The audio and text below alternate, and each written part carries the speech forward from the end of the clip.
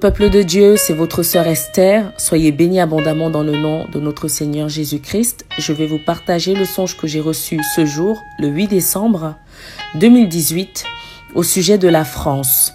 Que notre Seigneur et Sauveur Jésus puisse vous aider à écouter ce message et à le considérer avec attention et qu'il puisse vous préparer face aux événements qui vont, survenir sur la France. Dans le songe, le Seigneur me montrait la carte de la France. Et au-dessus de la France, donc, il y avait deux nuages. Un nuage qui était gris, un nuage noir, écrit dessus en blanc « Islam ».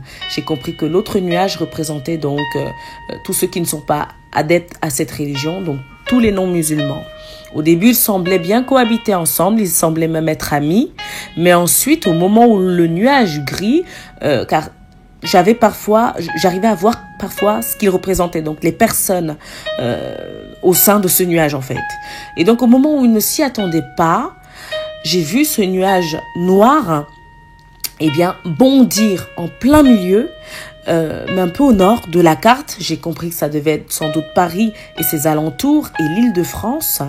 Et j'ai vu de partout dans la France, en fait, des espèces de filets de nuages noirs qui étaient vachement plus petits, mais qui rejoignaient ce gros nuage noir, en fait. Et j'ai vraiment vu des hommes violents, sauvages.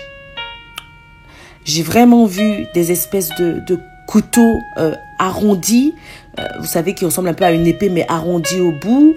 Et ils débarquaient chez les gens pour les persécuter. Ils étaient heureux de le faire, car pour eux, la France restait un ancien pays chrétien. Et donc, ils le faisaient par vengeance contre les chrétiens. Et il y avait des gens qui étaient paniqués, qui essayaient de courir, qui essayaient de fuir. Il y avait vraiment des explosions aussi. Il y avait de la fumée. Il me semble, oui, qu'il devait avoir de la fumée. En tout cas, il y avait beaucoup de destruction. Il y avait énormément de destruction. Et je les voyais vraiment entrer chez les gens pour les persécuter. Et être ravis, ils étaient heureux de persécuter les chrétiens. Ils étaient heureux de se venger. Ils étaient heureux d'avoir acquis pas mal de choses, de richesses donc, dans la France, en fait, pour mieux la dévorer. Ils étaient vraiment heureux de cela, de dévoiler leurs véritables intentions, de dévoiler leurs véritables plans, en fait. Et c'était vraiment choquant parce que les gens étaient forcément paniqués, ne s'y attendaient pas. Donc au moment où vous dites paix et sûreté, une ruine soudaine vous envahira. Peuple de France, Église de France, réveille-toi et prépare-toi face à ces événements qui vont arriver. Le Seigneur ne l'a pas montré pour rien. S'il le montre maintenant, c'est que cela arrivera. Que le Seigneur vous bénisse abondamment et qu'il puisse permettre que ce message nous alerte, qu'on ne dorme plus, Église, qu'on se réveille et qu'on se prépare, car il a dit prier et veiller afin de pouvoir échapper à toutes ces choses. Nos frères et sœurs, il y en a parmi nous qui vont servir de martyrs.